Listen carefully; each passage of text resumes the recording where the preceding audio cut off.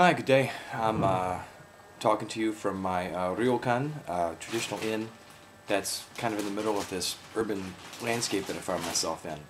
It's really different here. I'm in Yakana, which is sort of to the northwest of downtown Tokyo. Think of it as kind of like a Clintonville area, maybe Grandview Heights, but it's really, really urbanized. The buildings are all really narrow, really crushed together. Lots of streets and alleys, and if you've seen movies that have, take place in ancient Japan or China, actually it still looks a lot like that. Sort of very medieval street structure. Like the alleys are very narrow, but they're streets, and there are shops that go off. The shops are crushed and crowded together, and then placed among these shops are little inns, like the one I'm in right now, this ryokan. And they're very traditional, and there's certain things that you do and say and you have to wear when you're in the ryokan. There's no furniture in this room, except for that table. And even the bed that I'm sitting on right now, I'm going to be folding it up and putting it away. The floor is a straw mat, and so it's very, very interesting. But in spite of that, it's the dichotomy here is that it's very traditional, but go into any one of these tiny little shops, and the toilets will be heated with computers, and you can program the lights and the toilets and it's amazing. There's internet access everywhere, and there's cell access everywhere. So the really high technology piece as well. The graphics and the signs used to advertise these things are all digitized and moving, and it's really interesting how the Japanese have been able to sort of hang on to or keep or preserve their everything that's traditional about the Japanese. The only thing that's changed is how they incorporate technology and sort of that Western piece sort of as a blanket over their lifestyle. It's amazing. Anyway, I wanted to follow up something that my brother-in-law said last night, or rather, we were asked a question: how do people treat each other here? And I want to get much more into that, because this is a place where, Sam can say it a lot better than I can, but it's a place where people respect each other on a really deep level. Actually, my brother-in-law just arrived. Let me get him on here and say that piece. Konnichiwa. Okay, so once again, I've got my brother-in-law Sam here with me, who's been this tour guide while we're in Japan. And yesterday, we were asked the question from first period class: how do people treat each other here? And I thought it was such an interesting question that I wanted to actually, he's been doing this for 10 years now, and so we wanted to get his opinion on how do people treat each other here, Sam? How's it different? And he actually lived here for almost 5 years, so that helps.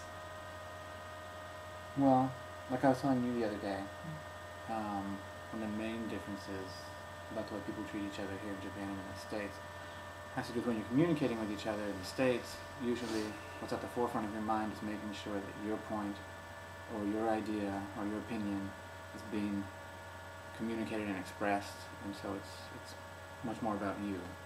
And most of the time we're not particularly concerned with how the other person on the other side of the table, whoever we're talking to, feels about what we're saying or how we're saying it. Whereas in Japan, more than making sure your point is understood or your opinion is being expressed properly, you're probably thinking more about, you're empathizing more with who you're talking to, and you're more aware of how what you're saying and what you're doing looks or sounds or may be interpreted by that person. And so there's a layer of empathy, I think, or consideration for who you're talking to in your communications in Japan that we don't have all the time in our dealings with each other in the States. Last night when we were at our sushi dinner, I said that a lot better last night too. I know you did. It was much more eloquent last night. But last night, his wife and I, Rika, we were talking about environmental science and what the Japanese have already done. They've been doing this for 15, 20 years now. They've already decided that global climate change has happened, is happening, and they're already taking steps, many steps to do it, including like water that they recycle. Anyway, it's really extensive. Sam, how does that attitude that the Japanese have towards each other, that sort of empathy, that sort of that desire to, I don't know, work well with others, how does that translate over into how the Japanese approach technology and environmental science? Well, as far as the environment goes, well, first of all, like you've mentioned to your students, the amount of shareable, usable land here in Japan is far, far less than what we have in the States, even though we have about half the population here that we have in the States. So already you're dealing with a much smaller set of available land for everyone to share and enjoy.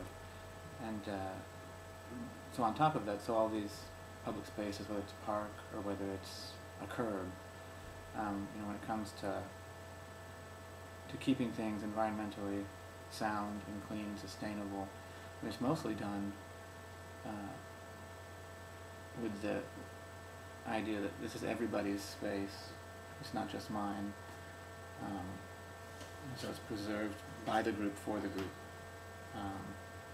Whereas I think there's just so much space in the United States, and we feel entitled to so much of our own space. We probably don't think about that quite as much.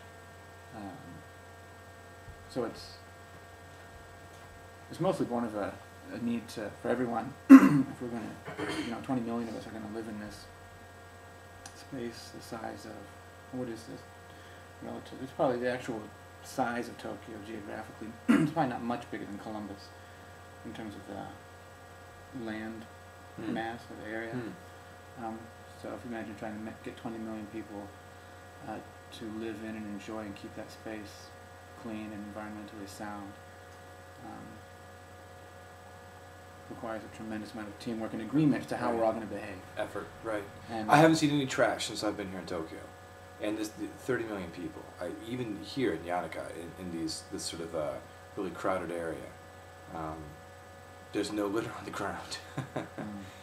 And another thing that Rika said was that everything is hybrid. The buses are all hybrid. When they stop at a bus stop, the engine shuts off. There are so many more hybrid vehicles here than back home. All the minivans are hybrid. I've seen that. I've seen the little hybrid on the back of there. The garbage trucks are hybrid. The trains are electric. Everything here is a couple steps ahead of where the United States is. Now, Sam, and it's not a coincidence. I mean, it's born out of necessity, though. The reason we see a lot of these technologies coming out of Japan, we see Japan leading the way in a lot of technologies that are directly applicable to environmental sciences or preserving the environment. I mean, it's not a surprise that they're coming out of Japan mostly for us. So it's born of necessity. And we need to support a lot of people in really a very small, contained environment. So it's a unique geographical and cultural combination here that I think drives, at least from an environmental sciences standpoint, drives a lot of the innovation here in Japan. so while back at home we dither and dicker about what global warming is and is it really happening and who's responsible for it, the Japanese have already decided that environmental pressures and environmental science is something that they need to take action on, and they've been doing it for decades. So while we're still pouring our carbon into the air, they're working on ways to reduce theirs. One last tip before we go. When you're at a world-renowned sushi restaurant and they hand you eel, it's anago, okay? not onago. If you refer to it as onago, you're actually calling it a sort of a strumpet, yeah. The world of difference, not A and not O. Yeah. Anyway, even strangers in the restaurant who I didn't know were laughing with me. Wrong house. No. Anyway, signing off, sayonara from Tokyo, and we'll talk to you again soon.